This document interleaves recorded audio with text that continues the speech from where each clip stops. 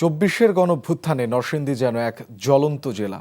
পুলিশের বুলেট ঝাঁঝরা করেছিল এ জেলার উজ্জ্বল নক্ষত্র তাহমিদ, শাওন, জাহাঙ্গীর ও ইমনদের মতো যুবকদের বুক। আন্দোলনের উত্তাপ ছড়িয়ে পড়েছিল কারাগার, পুলিশ ফাঁড়ি সহ সরকারি বিভিন্ন স্থাপনাতে। ছাত্র জনতার মিলিত ক্ষোভে পুড়েছিল পুরো নরসিংদী। এক বছর পেরিয়ে গেলেও এখনও শোক কাটেনি অভ্যুত্থানে শহীদ হওয়া পরিবারের সদস্যদের। নরসিংদীর সেসব দিনগুলো তুলে এনেছেন বিশ্বজিৎ সাহা। বিস্তারিত জানাচ্ছেন ইমরুল কায়েস। বৈষম্যবিরোধী ছাত্র আন্দোলনে নরসিংদীর জেলখানা মোড় ছিল এক রণক্ষেত্র।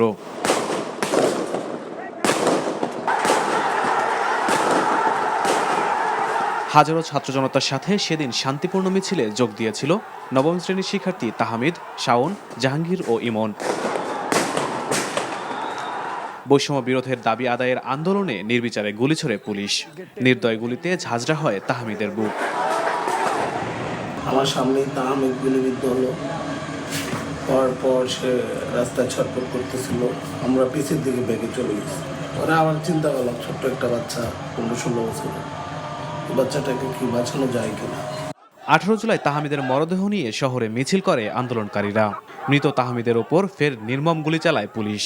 এতে বিক্ষিপ্ত ছাত্র জনতা নরসিংদী কারাগার, পুলিশ ফাঁড়ি সহ বিভিন্ন স্থাপনায় হামলা চালায়। পুলিশের বেপরোয়া গুলিতে নিহত হয় শাওন, জাহাঙ্গীর সহ 3 জন। সেই স্মৃতি এখনো ভুলতে পারেনি সহযোদ্ধারা।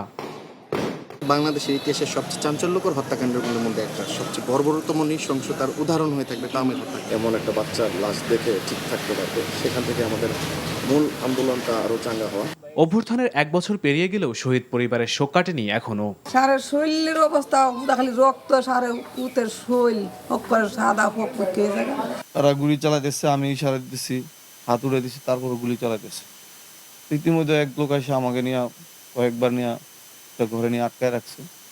তারপরে কয়েক দফা 4 দফায় মনে হয় গুলি করছে। গুলি করতে করতে তারা আবার সার্কেটের দিকে চলে গেছে। সরকারি তথ্য মতে জুলাই অভ্যুত্থানে নরসিংদীতেই শহীদ হন 20 জন। Imrul Kayes, NTV news desk. Bundle থাকলে প্রতি সেনমানিতে টাকা বাঁচবে। বিকাশ সেনমানি বান্ডেল কিনে জিতুন প্রতি লেনদেনে।